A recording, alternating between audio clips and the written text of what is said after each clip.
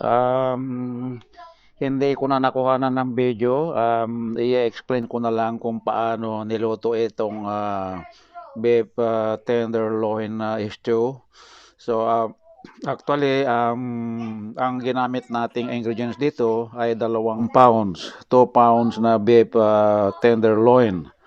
So, ang ingredients natin dito, nakuhanan ko na rin ng picture. So, anyway, so babanggitin ko na lang ang mga ingredients. Muli, 2 pounds na beef tenderloin, yun na nga, beef tenderloin. Tapos, isang buong bawang, isang buong sibuyas, yung malaki, dalawang kutsarang tomato paste, and then yung tatlong potato, tatlong carrots, dalawang bell pepper na yung katamtaman lang ang size. So, pagkatapos na chop yung mga ingredient katulad ng sibuyas, bawang, potato, carrots, and bell pepper, ito hiniwa ng pa-cube yung beef, and then inumpisan na pagluluto. So, kung paano niluto ay ganito. Siyempre, gumamit tayo ng olive oil at ginisa natin ang bawang and then sibuyas till golden brown. Nung naluto na yung sibuyas and bawang, siyempre inilagay na natin yung itong beef tenderloin na pa-cube ang cut. So, siyempre hahaluin, and then hinayaan ko munang magisa ng 5 minutes, medium heat. Ngayon, yung nawala na yung pink color niya, so nilagyan na natin ng yung tomato paste. Actually, nahuli ang tomato paste. Dapat nung magisa yung bawang sibuyas, tomato paste na sana. So anyway, it's okay. And then, pagkatapos na mailagay yung tomato paste, siyempre nilagyan natin ng konting asin. Yung 1 teaspoon lang muna. And then, ground black pepper. So, iyan. So, another 5 minutes na hinahalo-halo para talagang maalis yung kulay pink niya. Yung parang may dugo-dugo pa siya. So ngayon noong natuyuan na, kasi matutuyuan yan ng konti talaga pag kasi walang tubig yan ang nilagay nung una.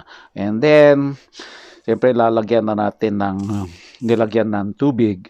So at least ang nilagay na tubig diyan 3 cup, kasi nga unti-unting matutuyuan yan.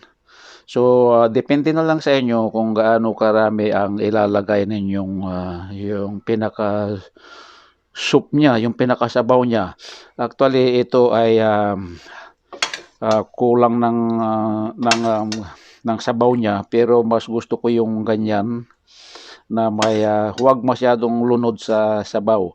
Kasi actually ang yung Canadian beef stew ay yung iba nilalagyan ng mas marami pa diyan yung sabaw. So, ang beef stew na ito ay para ring style caldereta. Ang beef stew ay in English lang. It's just English beef stew, at the same time same as caldereta. Ang kulang lang dito kasi pagka caldereta ako naglalagay ng liver spread. Napakasarap. Saka konting mayonnaise, na iba rin ang sistema. Konting-konti lang ang pagkakaiba. So pagkatapos na nalagay na yung tubig, so siyempre pakukuluan natin yan ng medium muna. Ngayon pag kumulo na, lolo na yung heat hanggang sa maging malambot na malambot. Hindi na malambot yung tenderloin. Actually, Ang tenderloin, iba-ibang klase. Pag ang nabili mong tenderloin yung pang roast, minsan may yung madali lang siya pag pero dahil ito ay lilagyan natin ng sabaw kaya at ang low cook, so unti-unting makakatas yung texture ng beef. Ngayon, noong malambot na siya, so hindi naman overcook, basta yung hindi nalalamog, yung tama lang. So inilagay na rin natin yung patatas at saka carrots, pinagsabay na yan. So habang pinalalambot yan, mga 10 minutes na pinalambot, and then nilagyan natin uli ng konting tubig para ito na nga, nagsabaw siya ng konti. So, ang total cooking time na ginawa ko rito sa tenderloin, yung beef tenderloin ay 1 hour na medium to low.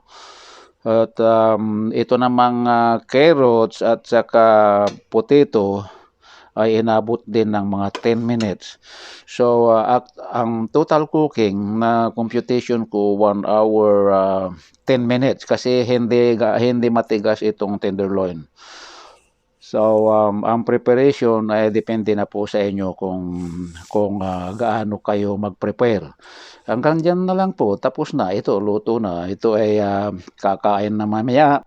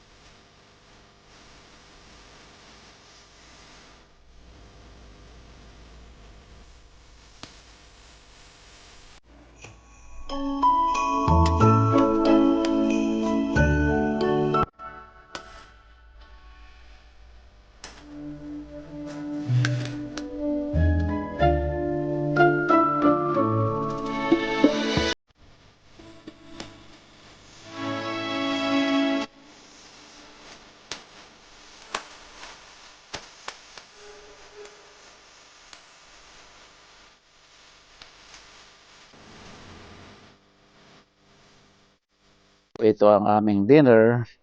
Ngayon, kung nag-enjoy kayo mga kapatid sa pinakita kung